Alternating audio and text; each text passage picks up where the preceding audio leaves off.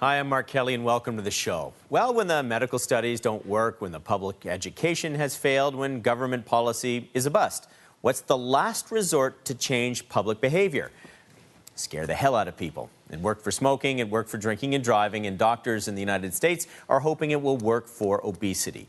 They've just launched a controversial ad campaign, a commercial airing right now in Washington, that takes aim at one fast food giant laying death at his doorstep. Take a look.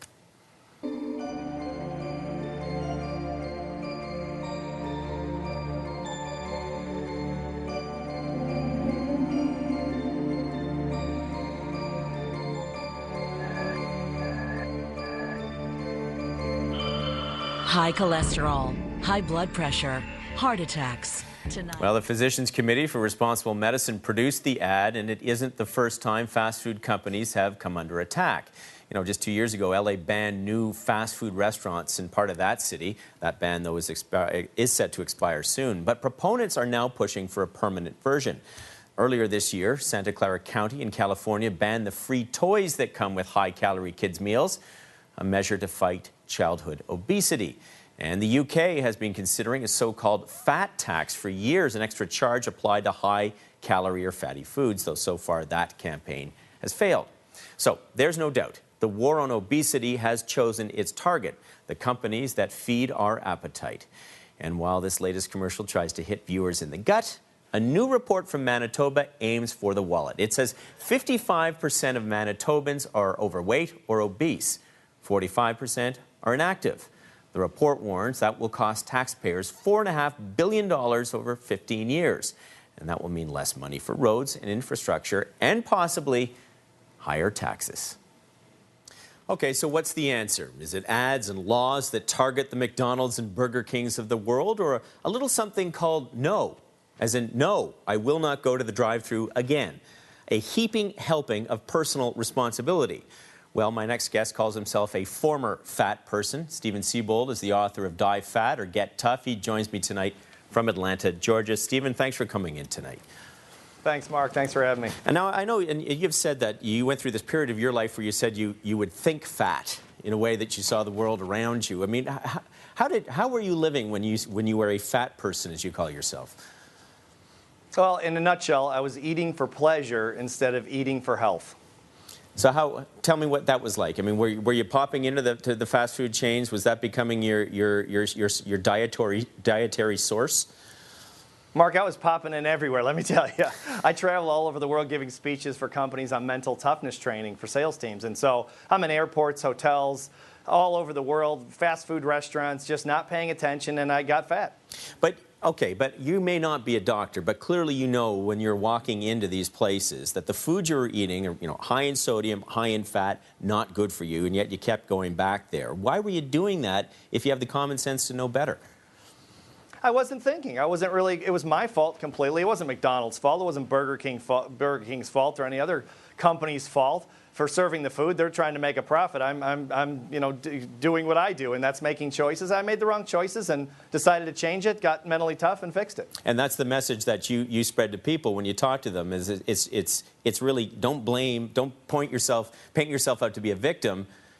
It ultimately comes down to the choices you make as an individual. No question. Last year I wrote a book called Die Fat or Get Tough, and it's a mental toughness book for dieters, and it basically says, if you're fat, it's your fault. Grow up, get tough, and fix it. Okay, well, I want to bring in Dr. Neil Bernard now. He's the president of the Physicians Committee for Responsible Medicine. They're the group that's behind the ad that we saw earlier in the program. Doctor, thank you for coming in tonight. And what's your view on this? Because I want to know that too. I mean, where did we draw that line between personal responsibility and corporate responsibility? I think for people to be able to exercise their personal freedoms, they have to have information. And a surprising number of people these days are unaware that the foods at McDonald's and other fast food chains is linked to high cholesterol levels, high blood pressure, heart attacks, and that sort of thing. Once people know that, they can make choices for themselves and their children. Keep in mind, we're not necessarily talking about terribly well-educated people. We may be talking about children of 12, 13, 14, 15 years of age. And McDonald's doesn't want to tell you that a meaty, cheesy burger is going to lead to a heart attack. So doctors like me get that message out so that people can make choices themselves. I remember years ago a researcher said, when you see the golden arches, you're probably on the road to the pearly gates. Well, I think that people are probably thinking something different when they go into the golden arches these days. Now, you with this ad, or your group, could have targeted the fast food industry at large. Instead, you're really focused in on the golden arches. Why did you do that? Well, McDonald's is ubiquitous, and they're pushing a terribly unhealthy menu, not only throughout North America, but throughout the rest of the world. I was in India recently, and in the airport there is McDonald's food, unfortunately edging out many healthier choices. A single Big Mac has 29 grams of fat. A double quarter pounder with cheese, 42 grams of fat. That's enough fat to last you for 2 days. And they bring in families who obviously have children. You're concerned about your children, so they'll say, here, have a Happy Meal, go to the playground, get toys and so forth. And unfortunately, nowadays, 1 in 3 children in North America is overweight. 1 in 3 will develop diabetes. This is serious stuff. We need to work together to stop that. Now, the healthiest choices are people who don't eat meat, period. People who follow a totally vegetarian diet. But on the other hand, if people at least make healthy choices now and again, we're going to be much ahead of the game. Well, Stephen, I want to bring you back into the conversation here and get your view on this, because this is, you know, a different tack at getting people to eat properly. You're saying get tough, and I guess what the doctor's saying here is that people are just making the wrong decisions. How do we square this? Well, I think attacking McDonald's by this group was completely wrong. I don't think this group is evil. I think their intentions are good, but attacking an American institution, a phenomenal international corporation based in the United States, is un-American. This is our way of living in the United States. We're free to make choices. If I want to hurt my health by eating a McDonald's cheeseburger, it's my right. And for a group to come along and blame McDonald's for my personal choices it's insulting to intelligent people. And I would have to disagree with the doctor and say a 12 or 13-year-old kid today, they know what's good for them and what's not. And I think that's an excuse. Wait a sec. You bring your 7-year-old daughter into McDonald's and you order, what's the healthiest thing? Maybe I'll have the grilled chicken sandwich. Did anybody tell you that that grilled chicken sandwich has carcinogens on it called heterocyclic amines? McDonald's knows, but I'm guessing that nobody watching this program knows. You know why? Because McDonald's will not tell them. So as a doctor, personal responsibility, doctor. Personal responsibility. That's up to the individual, not up to you.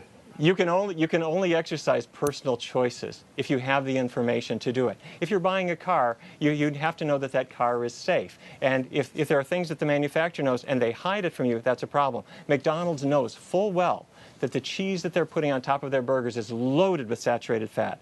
They know that the saturated fat is a major contributor to high cholesterol levels.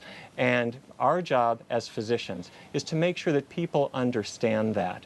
And once people understand that, then they can make choices for themselves. The concern I have is that we're clearly losing that battle. People need good information, and then they can make healthy choices. Well, if it's good information is going to lead to better personal choices, Stephen, I mean, you must agree with that. Fundamentally, it's going to come down to making better choices, which is a personal responsibility. But if you have the information, you can make the right choice.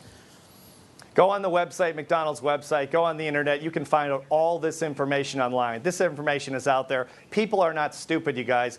This is un-American. We're free to make our own choices. Again, if I want to drink alcohol, if I want to smoke cigarettes, I agree with the doctor. It's going to hurt me, but it's my personal choice. We live in a country of personal choice. That's what we fought for. That's what we've died for. And I think that's what we need to stick to instead of having the government and groups like this tell us what to do. It's an active debate that's going on, and clearly we're not going to settle it tonight, but I'd like to thank you both for coming in and giving us your sides of this. Thank you both. Thank you. Thank you. Well, McDonald's responded to that new commercial today, and as you can imagine, wasn't impressed. The spokesperson for the company said this commercial is outrageous, misleading, and unfair to all consumers. McDonald's trusts our customers to put such outlandish propaganda in perspective and to make food and lifestyle choices that are right for them.